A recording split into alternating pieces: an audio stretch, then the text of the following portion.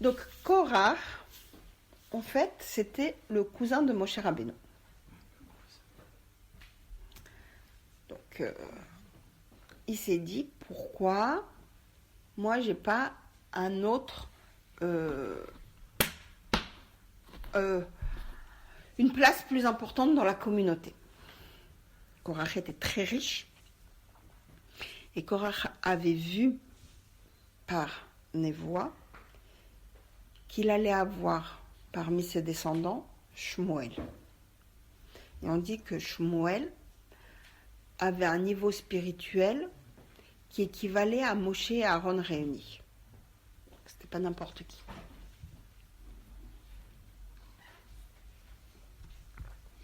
Il a fait l'erreur qu'a fait la femme de Potiphar. C'est-à-dire que il a vu et du coup, il a considéré que ça lui était dû. Qu'a fait la femme de Potiphar? Elle a vu qu'il allait avoir une descendance avec Yosef. Et donc, elle a été jusqu'à chercher à forcer Yosef, et on connaît l'histoire où il a été obligé de se sauver, etc. Elle avait fait une erreur. C'est que elle avait adopté Osnat, la fille de Dina. Et donc, dans les étoiles, quand on lui disait qu'elle allait avoir une descendance, c'était, et c'est ce qui s'est passé, Osnat a épousé Yosef, et ils ont eu des enfants. Korach a fait la même erreur. Il a vu que parmi ses descendants, il allait avoir Shmuel. Donc il s'est dit, donc, je mérite d'avoir un poste plus élevé. Je dois, etc. L'orgueil, c'est une catastrophe. C'est ce qu'il a eu. Effectivement, Shmuel a été un descendant de Korach. Mais parce que ses enfants ont fait tchouva in extremis. Sinon, il n'y aurait pas pu avoir de descendance. Korach, pourquoi il était tellement orgueilleux? Comme je vous ai dit, il était immensément riche. Korach, c'est Crésus. Tout le monde connaît riche comme Crésus. Ça servait à quoi dans le désert? Ah oui, c'est d'accord. Ah, pas grand-chose dans le désert, mais après, il aurait pu s'en servir. Et effectivement, on dit que ses biens ont été engloutis avec lui et avec toute son assemblée. Et d'ailleurs, il y a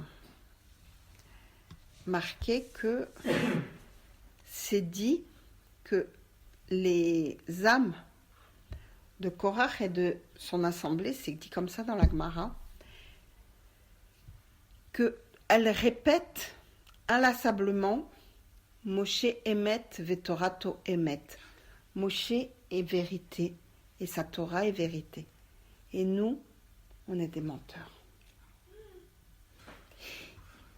Ils reconnaissent, et c'est leur punition, que finalement, Korach qui est venu et qui a cherché à discréditer Moshe avec des questions complètement ridicules, avec des attitudes tellement arrogantes. Et Moshe n'a jamais cherché à le contrer, sauf quand il a vu la proportion que ça prenait.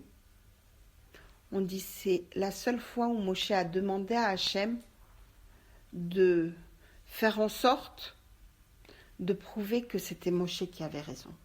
Et c'est la raison pour laquelle Korach est mort d'une mort tellement pas normale. La terre qui s'est ouverte, eux qui se sont engloutis dedans. Et c'est marqué effectivement qu'à cet endroit, il y a une faille et que ceux qui ont la capacité d'entendre, ils entendent dire Moshe Emet, Vetorato Emet, parce que ils doivent reconnaître à quel point ils auraient pu faire beaucoup de mal au Béné Israël. Parfois, une personne a l'impression que, et comme je vous ai dit tout à l'heure encore, on revient encore sur la gravité de la parole. Korach, lui, ne voyait très égoïstement que son propre intérêt. Il était riche, il savait qu'il allait avoir telle descendance, donc il avait des vues sur le poste de Moshe. Et ça aurait pu très mal tourner parce que tout ce que Moshe faisait, il ne le faisait que par Ruach HaKodesh. Alors que tout ce que Korach voulait faire, il ne le faisait que par, pour lui.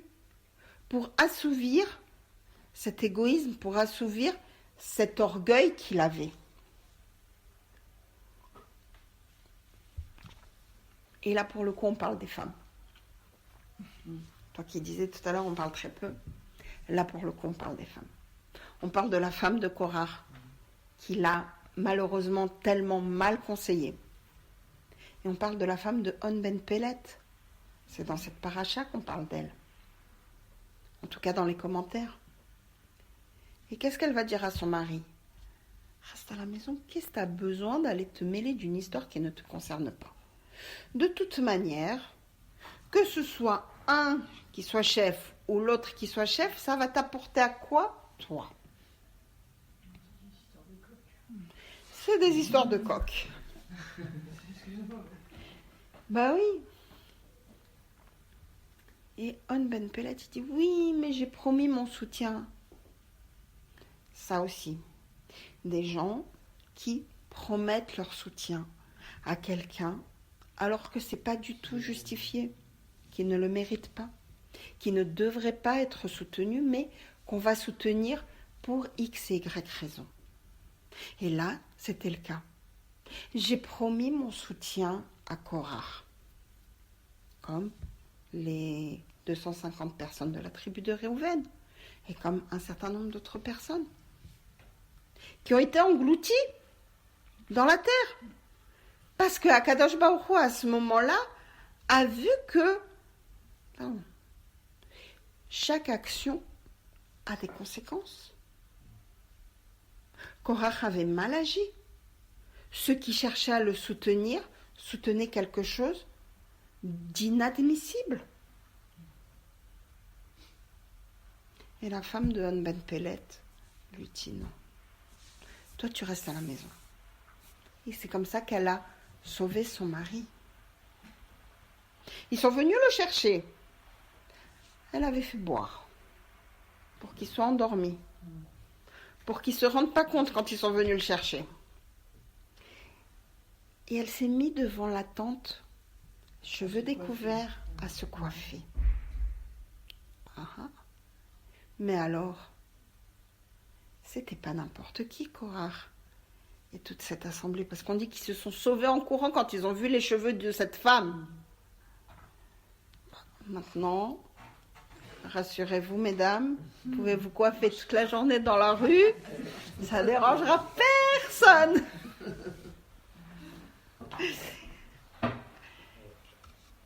On n'est plus de ce niveau, mais c'est pour vous dire à quel niveau ils étaient quand même. Et pourtant. Et c'est là qu'on apprend et qu'on comprend, regardez où ça peut mener l'orgueil et l'égoïsme. Et effectivement, où ça a mené Korach et toute son assemblée. Et ces enfants, comme je vous ai dit, ils ont fait tchouva in extremis, sinon ils auraient été engloutis avec lui. Et tout c'est bien.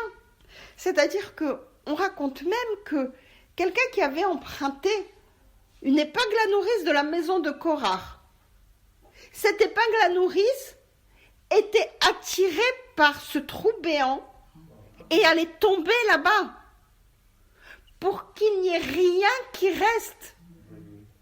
de lui, pour vous dire à quel point sa faute était grave. Et pourtant, voilà, il s'est sauvé devant une femme qui se coiffait les cheveux. Donc il avait un niveau. Ah oui. Mais encore une fois, c'est pas parce que les gens ils ont un niveau en Torah qu'ils ont forcément les midotes qui vont avec, le caractère qui va avec, la émouna qui va avec. Donc, c'est de ça aussi qu'on va apprendre de cette paracha, attention, savoir qui respecter, comment le respecter. Il avait de quoi être très respecté, Korah. Je t'en prie. Il avait un poste, il avait des richesses, il avait des connaissances. Mais il n'avait pas le caractère qui justifiait le respect. Je t'en prie. Quand on comprend ça, alors on comprend que on doit systématiquement avoir cet esprit critique nécessaire. Les 250 personnes qui ont suivi Korah, si elles avaient été aussi bien guidées que On Ben Pellet par sa femme, elles n'auraient pas fini avec lui au fond de ce cratère. On Ben Pellet a été sauvé parce que sa femme lui a dit « Attends, ne te mêle pas ». Quelque chose qui n'est pas normal dans cette affaire. Moshe, il a une place que Hachem lui a donnée. Si Hachem il avait décidé que Moshe ne devait pas être à sa place, que Korah aurait dû être autrement, Désolée, je te prie. ok, bon courage. Merci. Que ça aurait dû être Korah, alors ça aurait été le cas. Sinon, non. Et c'est pour ça qu'elle a préservé, protégé son mari, alors que on aurait pu dire ça va, c'est pas grave. Il le soutient, et après, c'est pas parce qu'il le soutient que il a forcément la même manière de penser que lui. Eh ben, c'est pas si évident. Il a peut-être pas la même manière de penser que lui, certes, mais comment Akadosh Baruch Hu a jugé à ce moment-là, c'était de cette manière-là. Donc après, il y a peut-être des gens qui l'ont soutenu, qui ont eu pitié de Korah, en se disant, oui, c'est vrai, le pauvre, il n'a pas les mêmes, le statut qu'il mérite, mais que ça s'est arrêté là. Et bon, ceux-là n'ont pas été ennuyés, on va dire. Mais d'autres qui se sont réellement investis, qui ont été contre Moshe, ceux-là, ils ont été malheureusement engloutis.